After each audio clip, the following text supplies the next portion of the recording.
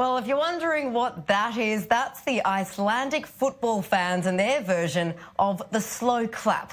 It's just one of many weird and wonderful traditions and moments, I suppose you can say, at the World Cup this year.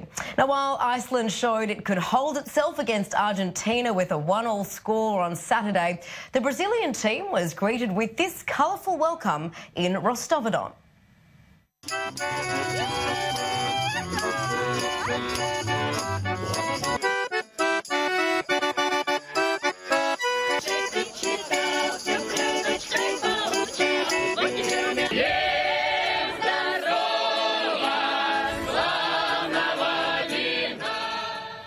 What a way to be welcomed, and lucky for us, I24 News contributor Pablo Duer is with us in studio to explain it. Pablo, what is this tradition? I understand it's called a gentle fan.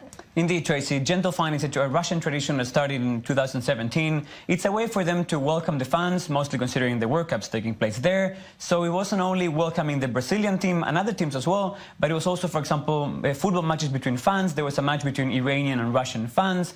And also there were very interesting images of hooligans, British hooligans with blankets or even Russian traditional fairy hats, which makes them look really cute. It's very sweet to see people that you would usually see fighting actually having fun and being wearing furry hats. I get it, gentle fan. Now, Brazilians are also going to great heights, I suppose you could say, to show support for their team.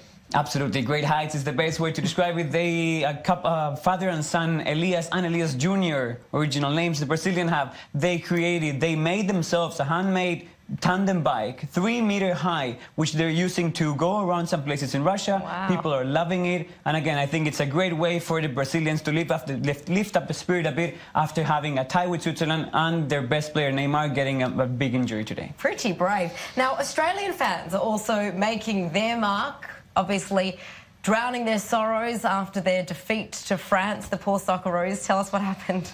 I was in the World Cup in Brazil 2014, and the way the Australians deal with defeats, it's the best. I've never seen something like that. The way those people drink, it's insane. And in this case, they made 1,000 beer cups into a tower that they had to stop because it was too tall for them. They said they couldn't continue anymore. It happened spontaneously, I understand. Apparently, a few Australians started, and then it was hundreds of people that were even taking pictures of it, and it became a thing. It's an Australian tradition, as we know, that happens in Australia with different sports. All right, let's take a look at that.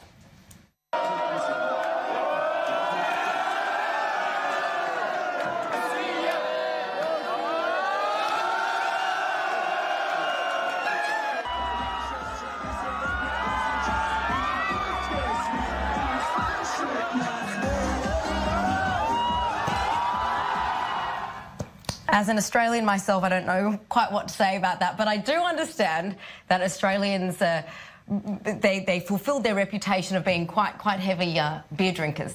Indeed, and the Russians are loving them for that. Apparently it happened in the city of Kazan, which is a small city in Russia. 15,000 Australians appeared overnight, and they had, according to the Russians, one of the craziest nights in the history of the town. They even dried up the taps of many bars. It was a very particular experience, and even the owner of a bar said he only slept 3 hours, and as soon as he woke up, the first thing he did was buying more beer to be able to provide with the Australians for more parties.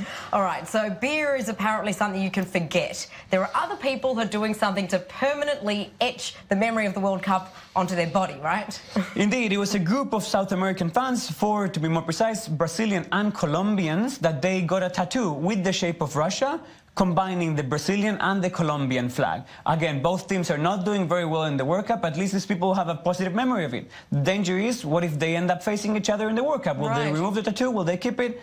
But again, if you think that this is a big deal, and even taking it to another level, there's someone who's going even further. There was a Serbian hairdresser who made a haircut with Cristiano Ronaldo's face. So people they're not just getting the haircut of Cristiano Ronaldo, they're having a portrait of the Portuguese striker on their heads. Oh my goodness. Just very briefly, Pablo, do you think that Ronaldo is proving to be worth getting that image into your head for and getting the ink for? So far, yes. He scored 3 goals on the first match against Spain, and he might lead Portugal to a victory and even to get the trophy probably. Well, Pablo, that was a lot of fun talking to you about that. Of course, people look like they're having a whole lot more fun than us over there in Moscow.